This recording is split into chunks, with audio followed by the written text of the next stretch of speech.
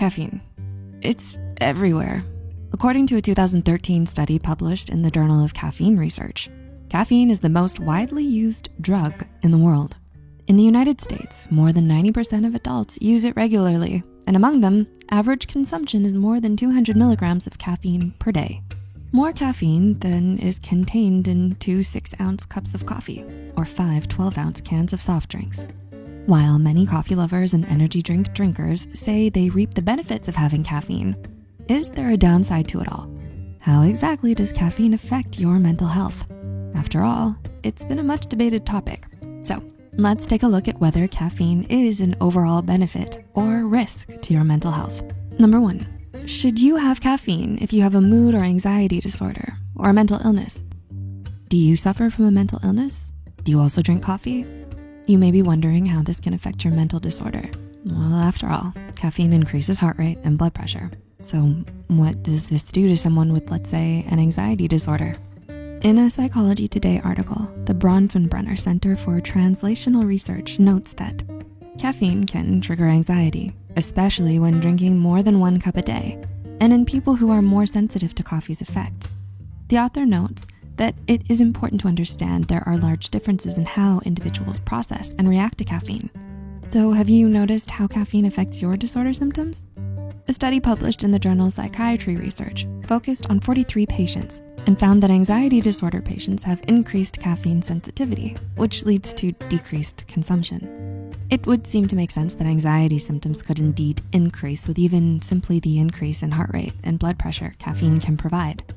A 2005 Cambridge study published in the journal Advances in Psychiatric Treatment notes that psychiatrists rarely inquire about caffeine intake when assessing patients. This may lead to a failure to identify caffeine-related problems and offer appropriate interventions. Excessive caffeine ingestion leads to symptoms that overlap with those of many psychiatric disorders. Caffeine is implicated in the exacerbation of anxiety and sleep disorders, and people with eating disorders often misuse it too. It antagonizes adenosine receptors, which may potentiate dopaminergic activity and exacerbate psychosis. In psychiatric inpatients, caffeine has been found to increase anxiety, hostility, and psychotic symptoms. That seems like enough to not want to take another sip of that mocha, right? Well, kind of. There's also research out there that shows differing results, highlighting the benefits of caffeine. An article from NOCD explains that in a small study sponsored by Stanford University, 7 of 12 patients with OCD saw immediate improvement on 300 milligrams of coffee daily. The authors suggest that caffeine may work better in 1 concentrated dose each morning than spaced out throughout the day, and reminds us that caffeine remains a well-known anxiety producer in many people. So, while there are studies that suggest caffeine can be good and bad for your mental health, an important question to keep in mind is, what do you notice it doing to your mental health? Number 2. Sleep disorders and insomnia. Most people will generally order a cup of coffee to stay awake and get some energy back. So it makes sense that you'll have trouble falling asleep when you drink a ton of caffeine. That same 2005 study published in the journal Advances in Psychiatric Treatment explains that caffeine reduces slow wave sleep in the early part of the sleep cycle and can reduce rapid eye movement or REM sleep later in the cycle. Caffeine increases episodes of wakefulness, and high doses in the late evening can increase the time taken to fall asleep. So if you consume more caffeine than average, don't be too surprised if you struggle more and more with falling asleep. Number 3, mental performance. What about the benefits? There's quite a bit of research out there showing how caffeine can improve mental performance.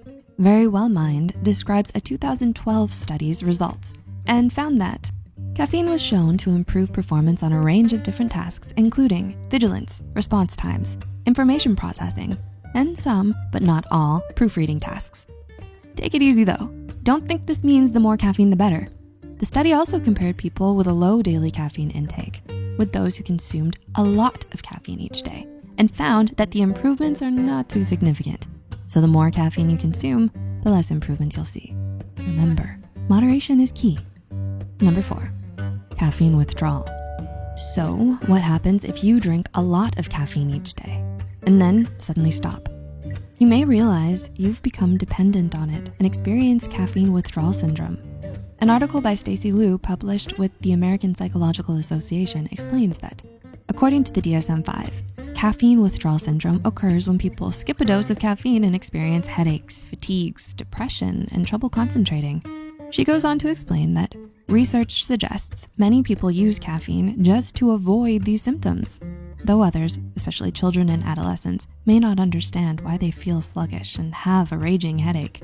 So while it's nice to get a few cups of coffee each week or drink down those energy drinks, perhaps before a big soccer game, it's important to know what caffeine does to you. Feel great after a sip or two of that mocha? Go ahead and drink a cup or two if you enjoy it. Moderation is key. But if you're not feeling the benefits of caffeine, then maybe it's not worth all the buzz. Did you enjoy this video? If so, make sure to hit the like button, subscribe for more psychology content, and share this video with a coffee lover. Thanks for watching, Psych2Goers. See you next time.